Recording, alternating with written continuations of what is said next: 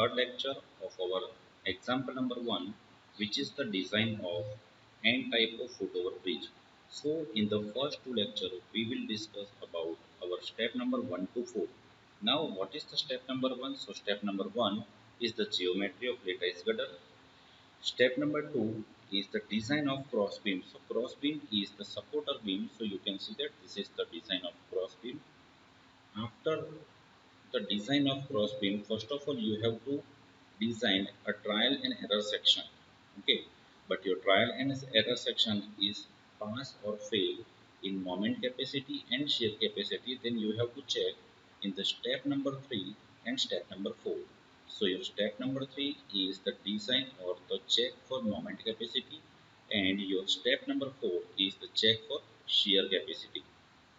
Okay, so up to this step we have to complete our session up to last lecture. So now we are moving further to the step number 5. Now the step number 5 is the design of main member, and it is already told that in our introduction section that there are four main members.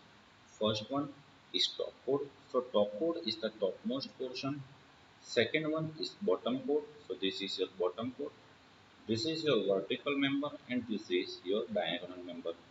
So now we are moving further to the design of this all the members. Now whenever we have to design of any structural component, first of all you have to find out load on that members. So your step number 5 is to find out load on main members. Now there are two types of main loads are there. First one is dead load and second one is live load. Now, in dead load, there are three types of loads are there. First one is slab, sulfate of slab, which is 110 mm thick, which is the given in the question. Second one is floor finish. So the value of floor finish is given as 0.75 kilonewton per meter square. And third one is sulfate of your all main members component. Okay, so these three members load is considered as a live load. Sorry, considered as a dead load. Okay, and live load is already given in the question that it is 5 kilonewton per meter square. So now we will start our session to load on main members.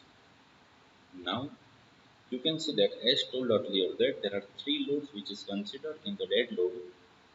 So your first load is the dead load of slab. Now this dead load of slab in which the thickness of slab is given as 110 mm thick. So the density into thickness which is considered as 25 into 0.11. So we will get our answer 02.75. Now you can see that in this figure, this is the section and this is the plan. So whenever we have to check in the plan, our two bottom members or two top chord members, say for this is our top chord members. So these top chord members is like this. So this is our one top chord member and this is our second top chord member. And the distance between two main members is called as width of walkway. So it is clearly mentioned that in the question that the width of walkway is 4 meter. Now from this 4 meter, the half of the load is transferred to the left hand side of main members and half of the load is transferred to the right hand side of main members. Okay, so that's why over here it is clearly mentioned that 4 by 2 because the width of walkway is given as 4 meter. So half of the load is transferred to the one side of main member and one and half of the load is transferred to the second type of main members. Okay, so 2.75 into 4 by 2. So we will get our answer 5.5 kilonewton per meter. After that, we have to find out our second dead load, which is floor finish. Now the value of floor finish is 0.75 into 4 by 2. So we will get our answer 1.5 kilonewton per meter. So this is our two main dead load calculations. So this load is transferred to the main members. Now the main member is carried some sulfate of there over there. Okay.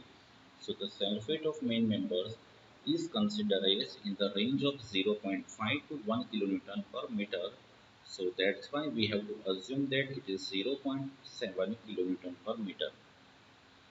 So after calculating all this value, we will get our answer. Working dead load is 7.7 kilonewton per meter. But whenever you have to design any structural component, then you have to design it for factor load.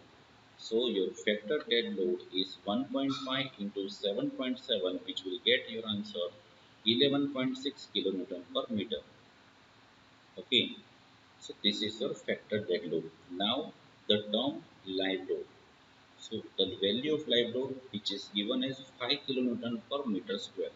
Now from 5 kilonewton per meter square, half of the load is transferred to the left hand side and half of the load is transferred to the right hand side. So 5 into 4 by 2, which is 10 kilonewton per meter. So your factor live load is 15 kilonewton per meter. Okay. So you all know that whenever you have to design any structural component, then you have to design it for live load and dead load both. So the factor dead load plus factor live load is 26.6 kilonewton per meter. Okay. So students, this is the end of our step number 5. Now our step number 6 is just the name given of all the junctions points. So that's why we have to told that it is the analysis of lattice girder. Now, as told earlier that this is our top chord and top chord is the topmost portion and topmost portion is called as upper portion. So that's why U indicate for upper. So this is U0, U1, U2, U3, U4 up to U8 and similarly this is our bottom chord member. So bottom chord member is the lowest member. So L indicate is for lowest. Okay. So this is L0, L1, L2 up to L8. Okay, students, this is the step number 6. Now we are moving further to the start of our main members design. So first of all, our first member is top core member, and first of all, whenever we have to design for any member, the first step is to find out force. So the first step is to find out forces on top core. So this is our figure which will be considered in the last slide. So this is our structure from the section point of view. Now the value of the forces on top load is find out with the help of influence line diagram. So this influence line diagram is already studied in your structural analysis. Okay. So this is your first member U0 U1. For top code member, that at the next point the maximum load will be occur. So from U0 U1, U1 is the next point. So at you can see that at U1 point your influence line diagram's coefficient is maximum.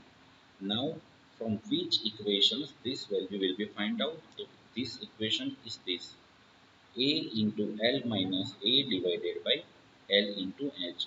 Now what is the value of A? So A means the distance from origin. So you can see that there are 24 meters span in which there are 8 panels are there. Then what is the length of one panel? So the length of one panel is 3 meter. Okay. So our maximum force will be occur at this point. So this distance from the origin will be 3. So that's why our value of A in this first case is 3 meter. L means span of bridge which is equal to 24 meter. A is 3 meter. L is equal to 24 meter. Now the term H. H means height of vertical members. So the height of vertical members will be find out in our step number 1. So you can see that this is our step number 1 in which our height of vertical member is considered as 3 meter. Okay. So students, after putting all this value, we will get our answer of first influence line diagrams. It is 0.875. Now second member is U1, U2. Again, U2 is the next point. So that's why we have to draw at this point it is maximum value. Now what is the equation? So equation remains in A into L minus A divided by A L into H. Okay. Now we have to put down all this value. Now what is the value of A? So the value of A is 6 meter now. from the origin because 3 meter plus 3 meter, so it is 6 meter. Okay, so our A is 6 meter, L is 24, A 6, 24 and 3. So after putting all this value, we will get our answer 1.5. Similar calculation for third member. So third member is U2 U3, and for U2 U3, U3 is the next point. So at this point our value of A is 9, and after putting all this value, our value of influence line diagrams factor is 1.875, and the last member U3 U4, and from U3 U4 our next point is U4. So for U4 our value of A is equal to 12 meter. So students, after putting all this value, we will get our answer 2 over here. Now you can see that in this figure, from this point your bridge will be symmetric. Okay, so you have to design any bridge for the half of the span. Okay, so that's why I'm designing it for only 12 meter span, and from 12 meter it is a mirror image. Okay, so this is the four influence line diagram, but we have to find out force. So you all know that the basic funda and basic equation of stress is equal to force by area. Now, what is the term force? So force is equal to stress into area, and it is the second times whenever you have to find out any force, then you have to find out area of your diagram. These things will be repeated, and this thing is already done in the retaining wall. Okay, so in the retaining wall, whenever you have to find out any force, then you have to find out the area of pressure diagram. Okay, so that's why the equation of forces on member is area of influence line diagram into total UDL. Now you can see that this is four members PU0 U1. It means forces on the member U0 U1, and the equation is area of influence line diagram. So you can see that your area, and first of all the shape of is triangle, and what is the equation of area of for triangle? It is 1 half base altitude. So 1 half base is 24 meter and altitude is 0.875 into total UDL, which will be calculated in the step number 5. So students, after putting all this value, we will get our answer 279.3. Remain all the data and remain all the calculations are remain same. Say for example it is 1 half base altitude, so in this case the value of altitude is 1.5, for this case it is 1.875, and for this case it is 2.